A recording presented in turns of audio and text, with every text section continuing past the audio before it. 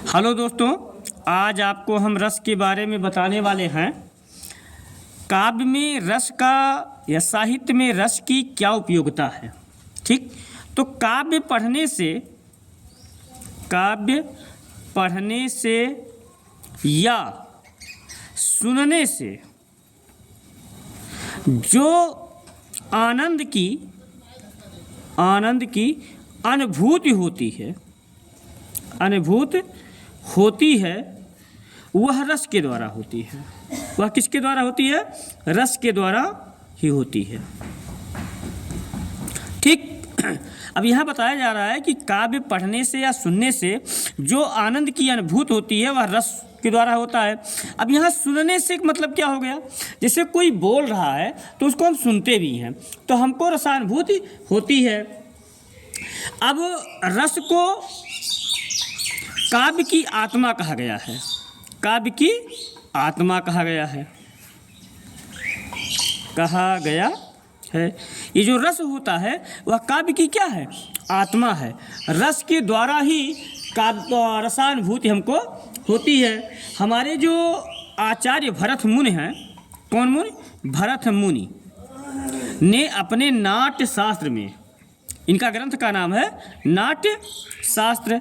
इस नाट्य शास्त्र ग्रंथ में इन्होंने लिखा है विभाव, अनुभाव, व्यभिचारी संयोगाद रस निष्पत्ति। अब ये बता रहे हैं कि विभाव, अनुभाव, व्यभिचारी भाव के संयोग से रस की उत्पत्ति होती है। अब ये विभाव क्या है, अनुभाव क्या है और व्यभिचारी भाव क्या है?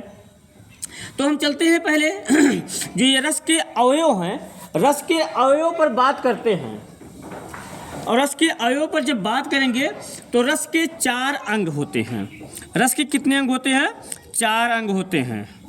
रस के 4 अंग होते हैं। कौन कौन से हैं? पहला है आपका अस्थाई भाव। पहला कौन सा है? अस्थाई भाव। दूसरा है आपका है विभाव। दूसरा क्या है? विभाव।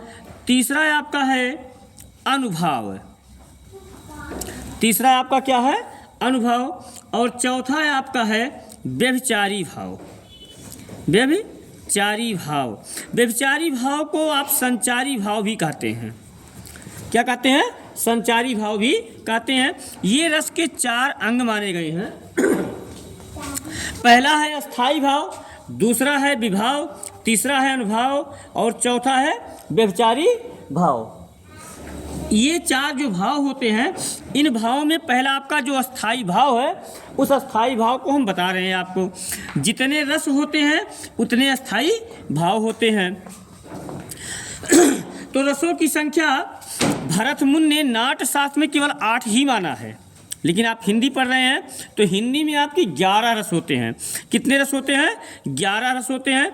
इन 11 रसों को हम आपको बता रहे हैं कि कौन सा रस है, कौन सा अस्थाई भाव है। एक तरफ हो गया रस और दूसरी तरफ हो गया आपका अस्थाई भाव। एक तरफ रस, दूसरी तरफ अस्थाई भाव। पहला रस है श्रृंगार। एक चीज़ ध्यान दीजिएगा, श्रृंगार में एक ही बार घुमाया जाता है। लोग एक और श्री की तरह लिख देते हैं, वो गलत हो जाएगा। हिंदी आप पढ़ रहे हैं। श्रृंगार रस का अस्थाई भाव रति होता है। क्या होता है? रति होता है। दूसरा है हास्य रस। हास्य का रस का अस्थाई भाव हास होता है। तीसरा है आपका है करुण रस। कौन सा रस? करुण रस। करुण रस का अस्थाई भाव जो होता है वह शोक होता है। ठीक। चौथा है आपका है वीर रस। कौन सा रस? वीर रस। वीर रस का अस्थाई भाव उत्साह होता है। क्या होता है? उत्साह होता है। पांचवा आपका है रौद्र रस। रौद्र रस का अस्थाई भाव क्रोध होता है। क्या होता है? क्रोध होता है। छठा है आपका भयानक रस, भयानक रस, भयानक रस का स्थायी भाव भय होता है। 7वां आपका है विभत्स रस। कौन सा रस? विभत्स रस। विभत्स रस का स्थायी भाव जुगुप्सा होता है, जुगुप्सा। ठीक। 8वां आपका है अद्भुत रस। क्या है? अद्भुत रस। अद्भुत का होता है विस्मय। क्या होता है? इसका स्थायी भाव विस्मय है। 9वां आपका है शांत रस। कौन सा रस? शांत रस। शांत रस का स्थायी भाव निर्वेद होता है। क्या होता है? निर्वेद होता है। 10वां आपका हिंदी के आचार्यों ने वात्सल्य रस माना है, वात्सल्य रस माना है। वात्सल्य का स्थायी भाव वात्सल्य ही होता है। और हिंदी के ही आचार्यों ने एक रस और माना है जिसे भक्ति रस माना है। कौन सा रस माना है? भक्ति रस। और भक्ति रस का स्थायी भाव भक्ति ही होता है। ठीक। इस प्रकार आप देख लीजिए एक बार फिर से रसों के बारे में। ये रस है, ये अस्थाई भाव है। श्रृंगार रस का अस्थाई भाव रथ, हास्य का हास, करुण रस का शोक, वीर रस का उत्साह, रौद्र रस का क्रोध, भयानक रस का भय, विभत्स रस का जुगुप्सा, अद्भुत का विस्मय, शांत का निर्वेद, वात्सल्य का वात्सल्य और भक्ति का भक्ति। ठीक है, ये आपका बहुत ही महत्वपूर्ण है। ये रस और अस्थाई भाव उनके सबसे ज़्यादा महत्वपूर्ण है। ये अक्सर सारे कंपटीशनों में पूछा जाता है। ओके।